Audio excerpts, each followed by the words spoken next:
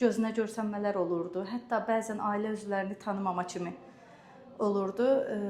Öz evimizi tanımamaq, kəskin artmışdı. 5-6 ay davam elədi. Biz Bakıya müraciət eləmişdik başqa bir həkimə. Orada dərman təyin olunmuşdu, amma bir ay müddətində istifadə elədik, daha da kəskinləşdi, artdı. Gözə görünmələr eləmi? Parkinson xəstəmizdir. Parkinson düzəlmişdi, obislər pisləmişdi, eləmi? Hə. Hərəkəti falan düzəlmişdi, amma o şikayətlərimiz daha da artmışdı. Sonra sizin yanınıza gəldik 3 həftə əvvəl. Siz həmin təyin olunan dərmanı dəyişdirib başqa dərman təyin elədiniz. Çox qəşəng təsir elədi. Gözə görünmələr olmadı.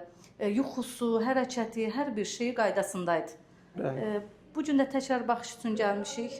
Şikayətlərimiz çox azalıbdı. Allah razı olsun. Keçmiş olsun. Allah şəfa 10 illik xəstədir, onu da deyim ki, bəli, 10 ilin Parkinson xəstəsidir. Deməli, gözə görünmələr çox önəmli şeylərdir. Xəstələrin həyat keyfiyyətini çox önəmli ölçüdə pozur. Bəli. Və onu da vaxtında müalicə etmək lazımdır. Çünki müalicəsi olunan bir şeydir. Xüsusi dərmanlar var ki, Parkinson, adi xəstələrdə gözə görünmələrin müalicəsi tamamilə başqa dərmanlarla olur.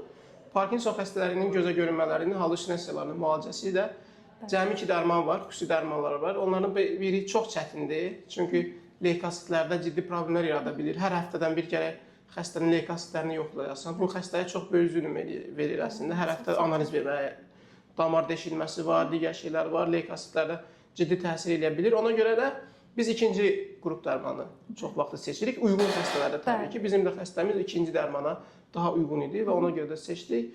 Və neçə gün, 5 gün sonra siz mənə zəng elədiniz ki, tamamilə gözə görünmələr düzəlib. 5 gün ərzində 5 gün ərzində zəng elədiniz və biz də ona çox sevindik ki, yaxşı nəticə almaqla əlaqədar olaraq. Və buradan da biz xəstələrimizə deyirik ki, əziz xəstələrimiz, siz vaxtında deməli, həkimlərin sizə tövsiyələrini hamısı da əməl eləyin. Yeriməyin də dediniz ki, fiziki aktivliyini də artırır, fiziki aktivliyini də artırmaq xəstəliyin irəliməyinin qarşısını alır. Dərmanları demişdim, yadınızda qalıb ya qalmayıb, xüsusi qrup dərman var ki, Donikalı demişdim ki sizə, 2 stəkan su ilə içmək lazımdır. Digər də tövsiyələrimizi vermişdik, tövsiyələrinizə hamısına əməl elədi. Bir ən yaxşı cəhətdən biri ondan ibarətdir ki, xəstənin hər hansısa bir dəyişikliyi olanda dərhal bizlə əlaqə saxlayırdınız ki, məsələn, təzyiqi belə oldu, filan şey belə oldu, neyniyək? Biz də onunla bağlı öz tövsiyələrimizi verməliyik ki, çünki Parkinson xəstələrinin müalicəsində, yanaşmasında baş verən simptomlara yanaşma adi insanlardan tamamilə fərqlidir. Adi bir insana ürək bulanma verdiyin dərman Parkinson xəstələrinin daha da pisləşdirə bilər. Və yaxud da ki, Parkinson xəstələrində təzyiqdə olan dəyişikliklər elə Parkinson özünün dərmanlarının dəyişilməsi ilə və yaxud da ki,